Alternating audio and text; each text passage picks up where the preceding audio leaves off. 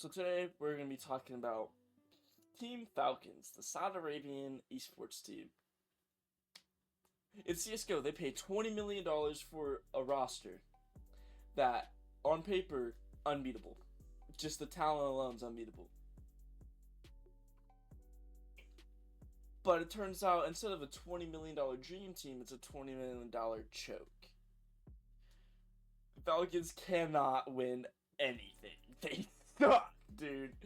Like, this goes everywhere. It shows that money doesn't... Once you give a certain amount of money to people, they just lose faith in the game, pretty much. Like, you got Fortnite. They bought out a bunch of, like, best players. I know Peterbot, I think they bought out. And then Rocket League, they're buying out people. Like, it just doesn't matter. They're throwing crap tons of money. Oh, hi, kitty. To, like, try to win. But it's just not working. So let's see how... I mean, they paid, like, Monesi $2.5 million or something, and he had the worst game of his life. Ever. Let's see. So about this Falcon team in Monesi. The sheer weight of their superstar power would immediately launch them to be a defining force in Counter-Strike. Oh boy, finally, after blowing $10 million in 6 months, you finally have a title. Okay, wait, I might have been way off by everything. It was $10 million in 6 months. So that probably means it was like well over 20. Team emphasis on contending. Right up to June 2025, yes, you can come sit Team Falcons have had one nemesis they just can't beat. World number 1, Vitality. Here's what Team Vitality, who have spent $0 on player buyouts in the last 2 years, have been up to since February of this year.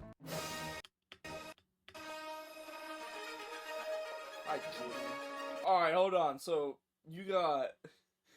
In this past year, they've placed first at pretty much every single event.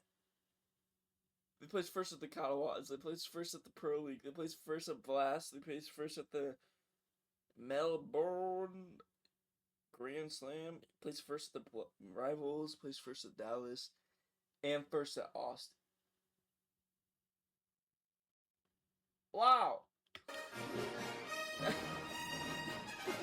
Since February, Team Vitality have literally won every single event they have entered. But all this means nothing in the face of the Counter-Strike World Championship. The Blast TV Austin Major. Isn't there like an event coming up like soon? I'm pretty sure that's where Team Falcons are here to make their stand. Every time they've taken on Team Vitality, it has gotten closer and closer. The entire Counter-Strike world is salivating over a Team Vitality versus Falcons matchup. It would be the major grand final to end all major grand finals. But first, Falcons have to make it there. The Blast TV Austin Major is going down. Yeah, and I don't know how they suck so bad when you got like everybody on that team must hate each other. They have to. I mean, obviously Nico and Monesi, they're like best friends because they came from G2, but everybody on Team Falcons has to hate each other. There's no way they play like that, play so shit together when they're all crazy. Like, since they're all good and they've all been playing the game for a very long time besides Monesi, they should easily slam people. So there's obviously something wrong with this, like, the team, like, mentally wise. Texas. 32 teams from around the world and of various different calibers have qualified. The tournament itself is segmented into 3 stages. Stage 3 of the tournament already has the top 8 teams in the world waiting. Stage 2 contains number 8 to 16, and Stage 1 contains the rest. Oh, including Heroic, who, after having their entire team bought out by Falcons, were able to rebuild another contender. Yeah, like a year and a half ago or something like that, Heroic had like the best frickin' team. They were going crazy from scratch. And then Falcons comes in and goes, here's 20 million, give me all your players. Okay. Falcons, because they bought the world number 8 team and have had a bad start to the year, begin in stage 2, to where comparatively they are a hulking 300-pound NFL lineman in a kiddie pool. Everyone has put them as going undefeated. Only the insane could conceive of them losing a single game. I put them 2-1. Man, I was way In my off. decade of watching Counter-Strike, I have not seen a more gargantuan favorite in a group stage from pundits, analysts, fans, communities, the Pope, probably. You see, Falcons are a team that just, on paper, don't have a weakness. If the tactics struggle, the sheer star power of Nico and m0NESY will carry them through any game. In the minds of many, they could just throw out their playbook and bully the other 15 teams in this stage with just raw skill. Look, you've had months of practice. 2 months ago, your organization blew $2.5 million to have m0NESY ready for the most important tournament of the season. Dude. 2024 literally could have not gone worse for the team that came through talking big and spending big. Success in the minds of Falcons needs to happen now. So, for the Falcons, it's time to not be the laughingstock of Counter-Strike. Stage 2 begins and Falcons match up versus the youngest and most inexperienced team of the entire major, Ukrainian team Bait. This team can Not a single one of these people on this team, by the way, is the legal age to drink in America. Yeah, let's just put that, let's add that in first. Every single one's Ukrainian, I'm pretty sure. Which doesn't really, like, add anything to the game, but... And every single one of these dudes don't have a playbook. They just rush in and just aim for your head and freaking run you over. Consists of 4 players who cannot drink in the United States and a guy named Alex666. This is a team that is all brute force. They shoot people in the head, and that's just about it. A lot of their gameplay is high-risk plays where they just let their individuals work the game, which is great for stomping lower caliber teams in Division 2. But this is not going to work versus the Falcons. The pistol round shows exactly that. As Bait try to step forward and get in the Falcons' face, they get swatted aside, and that's how the rest of the map goes. Falcons 13-0 Bait. I'm just kidding. Bait win the next round with a risky purchase of SMGs, and Zonic calls a timeout. But that doesn't stop Bait from continually smashing through the defense. Bait even have some of their own tactics, where a beautiful grenade lineup connects onto Kicksam. Bait then stay patient in the 4 versus 4. Falcons begin to worry about too many different angles. Congratulations, Bait, a team outside of the world top 20, has just outplayed the second best team in the world. Yeah. However, Falcons still stay in the game with back-to-back triple kills from Nico. So, in round 9, m0NESY, the guy you paid $2.5 million for, he's known as the Flash for his lightning fast reactions, is taking on 19-year-old Kensizor. He's a random Ukrainian teenager who has not even sniffed a top trophy. And watch as m0NESY gets rinsed. Falcons are getting throttled. It is a 9-3 half. Something I've actually noticed by watching gameplay and dying a lot to this exact scenario. Right here. Just m0NESY He crouches while the dude gets is shooting Ukrainian chest level. Right? This happens to all of us. Teenager who has not even sniffed a top trophy. And watch as See, aiming all chest. It even went down to his cock. But since m0NESY crouches, the next bullet he shoots is gonna go to his head. Because the recoil likes to go up. So if m0NESY just stood there and pulled down his gun, he would have killed him.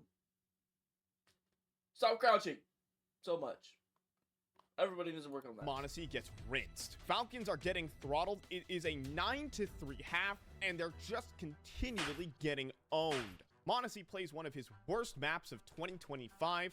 Falcons get outplayed, outshot, and outbudgeted by the team who haven't spent a single dollar to buy one of their players. Falcons go down 0-1, and every single person's pick'ems are busted. The L in Falcons stands for... That's self-explanatory. But this can be understood. The format is a best of 1 and not a best of 3. So an upset like this can happen when, say, m0NESY has an off day. I mean, shoot, even Team Vitality. This can happen when, say, Those are like my stats, dog. Honestly, has an off day. I mean, shoot, even Team Vitality would lose their 30-win streak to the 4th best Brazilian team later this very tournament. But just mere hours later, they must play. They've won every single fucking tournament this year that they've entered. Every tournament they go into, they've won. How is that fair? Fan favorite Chinese team, Lin Vision. They're another firepower-based team that likes to get in their opponent's faces. But they've gone into this... Okay, Lin Vision stickers, might need to invest in those. Because if they ever win a major anytime soon, tournament punching above their weight. And they've enamored the community with some exciting personalities. What are you feeling? Good! Good! But many expect them to be pulverized. And Lin Vision aren't looking great. They just lost their opening matchup 13-4 to world number 10, Furia. And the dread continues as they match up versus Falcons on the very same map they just finished playing. Duke. Lin Vision start off nicely with a very well-called pistol round, but Falcons are able to bounce back, winning a close 2 versus 2. They seize control of the game and win Nuke 13-3. They don't do that. Instead, they lose a 2 versus 4 to a guy named Westmelon, who is out-fragging both Nico and m0NESY combined. It has to be Falcon's secondary pieces going insane, with now benched player Magisk dropping 15 kills in a same, with now benched player Magisk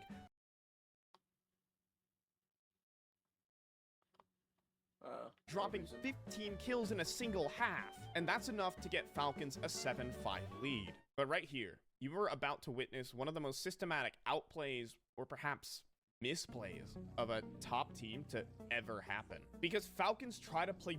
Yeah, but here's the one thing about Team Falcons. I don't know anything about the other people, actually, so I'll just say about m0NESY and Nico. They absolutely hate Counter-Strike. Like, they despise this game. I guarantee it to you. I'm pretty sure it was Nico or m0NESY where they both said, I'm pretty sure both of them said this, that they don't like Counter-Strike. Like, they hate the game. If they could play anything else, they would, but they only play it for the moolah. I mean, who would it? If a freaking esports team comes up to me and says, hey, if I give you $2.5 million, you want to come play for us? Fuck. Sure. I'd do it. Brute force, simple Counter-Strike. In their minds, they think they can bully a team like Lin Vision. Falcons try to go ramp in their first gun round, but Lin Vision have made a hard read. 2 players are stacked up, and it's made even better when everyone on Falcons forgets how to hit a headshot. Yeah, which is insane because Falcons should have clapped the fuck out of these 2 guys right here. I mean, you had first gun 3 round, people rush up with... have made a hard read. 2 players are stacked up, and it's made even better when everyone on Falcons forgets how to hit a headshot. Falcons are a team that are loaded with like the best talent in all of Counter-Strike. But for some reason, when the word of the tournament has a major slapped on it, everyone just looks average. And so you blink, Lin Vision have come back. It's map point for them. At 12-9, Falcons go for their typical outside control, and Lin Vision make a beautiful read. I'm gonna be honest, and I really hope this isn't, like, looked at as racist. I thought the Chinese dude from Lin Vision, the guy that says, good! I honestly thought he was a League of Legends player. From, like, the TikToks I've seen and stuff, I honestly thought he was League of Legends. That's what first popped to my head when I saw him. That might be racist by me, and I don't mean it, and I'm sorry. But yeah. Amelia QAQ, the man who stands on table, is now standing on the T roof with the mother of all flanks. He collects 2, and the game is over. Lin Vision, a team again outside of the world top 20, has sent the super dreadnought of the tournament to the 0-2 bracket. Afterwards, Lin Vision pour out the credit to their coach, Gum. Let's hear what Gum has to say about preparing for the number 2 team in the world. Oh, Falcons? Actually, it's only taken me 2 hours. So. Okay, yeah. That's not too bad. They were easy to read? Yeah, actually. Dude, if I'm the Falcons coach, and I'm watching this interview of the team that just beat me, and they go, "Oh, it only took me 2 hours to prepare for them." Huh? And then, yeah, they're actually really easy to read. Just like, you gotta retire at that point. Retire, give up, quit. Like, done for. Coach Zonic is the most accomplished coach. Yeah, he may be the most accomplished coach, but he's been doing the same strategy since frickin' 2015 or whatever. Like, everybody knows what he's gonna be doing. That's why, like, he gets shit on every time his team plays someone. Like, I'm pretty sure beforehand, before he got drafted to the Falcons, his team was getting fucked on because he's a shitty fucking coach now. The ideas and strats he uses are old school. They're not gonna work anymore. In Counter-Strike history, he has won 5 major championships, forged the Astralis dynasty, and revolutionized how the game is played. And I am here to tell you that he got outplayed by a guy named Gum. So to the shock and awe of 100% of all Counter-Strike viewers, Falcons have fallen to the 0-2 bracket. But still, a lot of people think they can still make it. And state that what we've seen so far from Falcons have been abysmal, but they'll still make the next stage. They'll still make the playoff. And they're not unfounded.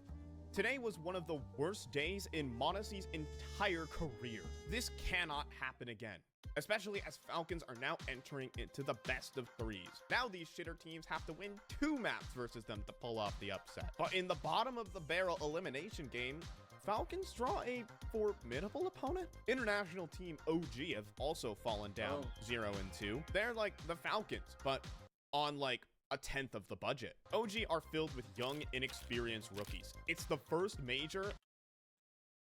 See, what people that don't understand about like sports and esports,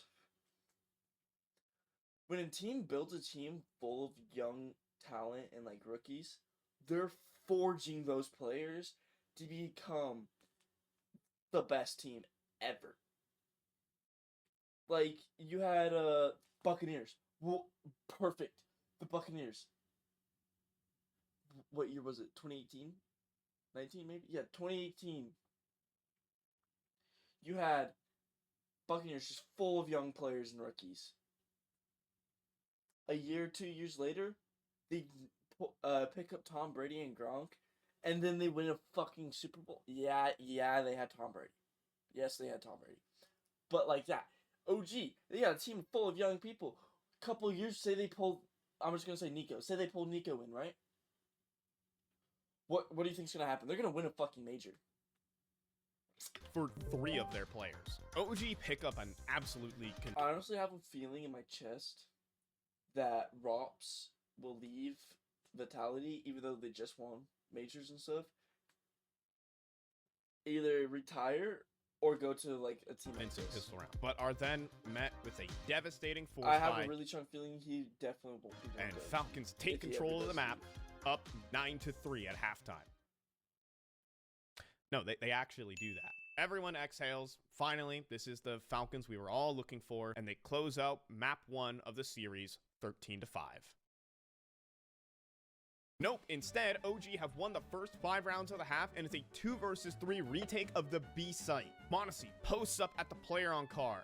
He doesn't hit the shot. Monacy scopes up on the car again, and...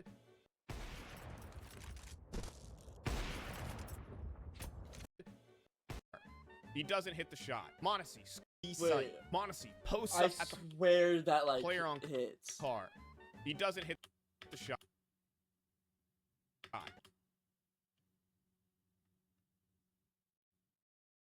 Dude, what's with Counter-Strike? In games that I play, when the bullet's like basically grazing their head, it takes their head off. Especially Monacy scopes up on the car again, and... is this him or something? Doesn't hit the shot, which allows Buzz to flank through middle and take out Monacy in the back. But it's okay. Magisk unloads his magazine and drops Buzz, allowing Kixan to defuse the bomb with the Falcons don't have time. Already have it! Oh, they lose the round! They don't have it. He must have picked the kid up off Monacy in the door. It's the only explanation. Falcons, though, are able to keep the lead just barely, but are in a 4 versus 5. Wait, Nation. Falcons, though, are Don't have it. He must have picked the kid up off Modesty in the door. It's the only explanation. Falcons with Falcons don't have time. Already have it. Oh, they lose the nation. Falcons, though, are able to Why keep would the they lead say just that barely, makes zero but sense to are me. in a 4 versus 5. So they gamble to the B site, and they gamble correctly. The B side of Dust 2 is simply iconic. It is the birthplace of Rush B Sukabliat. But typically in professional play on Dust 2, you call a B side attack when you think there is only one defender on the site itself. If there are 2 players, however, the site itself becomes quite difficult to break through. And if there are 3 players in position, Well, this person's call it fucking done. ass at sitting You're by not getting car out and on just this sits there and lets you walk in. Falcons have 3 players on the B site. This round should be over. About some kind of a mid-walkout. Magisk. Not this time. Nothing. Shot missed again for Modesty. He's at least Honestly, gonna cover. drop What's the called- op, drop it, sell it, fucking sell it. You're no longer an opper. Good. Unk is once again putting up the digits. 4-time major winner Magisk, now the perennial bottom fragger, has a B site holding him, and the score is now 11-11. Round 23. Okay. Winner That was a gets solid map kill. point. Nikadon. 2 kills. The guy touted as a budget Zywoo because most people think he's a better rifler than an actual sniper, is taking on perhaps the best sniper in the world. So how about he just diffs him in the straight head-to-head? OG have map point, and Monster in the Monster final might be round of dropped. regulation has a chance to get an That's an op. extremely impactful kill to tip the scales and force overtime versus a team they should have stomped. Of this defense again and he Dude, how are you so bad? Okay, but it's all good. He hits the follow-up shot and creates a 2 versus 4 situation. $10 million is retaking the A side of Dust 2 versus some major rookies and leftovers. But don't forget about budget Zywoo. But what happens if this catwalk gets held? They don't have utility. Nikadon sitting on the angle. Slays kicks in. Nico up next. Ooh. Double from Nikadon. And another double still yet to go. 3. It's a 1v1 against Monacy. Alright, it's Budget Monacy Zywoo. Up versus operator. But he's got the Tech 9 now. Wide swings what we formerly knew as a top 3 player in the world. And 2 Formerly new, so that means he misses the shot and he sucks. So Monacy is now maybe not even top 5. $2.5 million misses. He won't bite. Bomb is ticking. Nikadon thrives. And Falcons in a tailspin. OG complete a comeback down 9-3 on their opponent's map pick and take the first map of the series. But unfortunately for the haters around the world, Monacy realizes he needs to hit some op shots. Oh, okay. And Falcons do clean up the rest of the series 2-1. And this has all been the lead up. If Falcons were to lose here, it would be the worst placing of an elite team at a major ever. FaZe Give my Clan cat's went tail. 0-3 at PGL Krakow 2017 and 5 years later at Rio in 2022. But that was in the top 16 of the major. We are See, currently I'm honestly like, Vitality deserved to win because like Robs and Zybun and that stuff, but like, dude, I want to see Carrigan win a freaking major.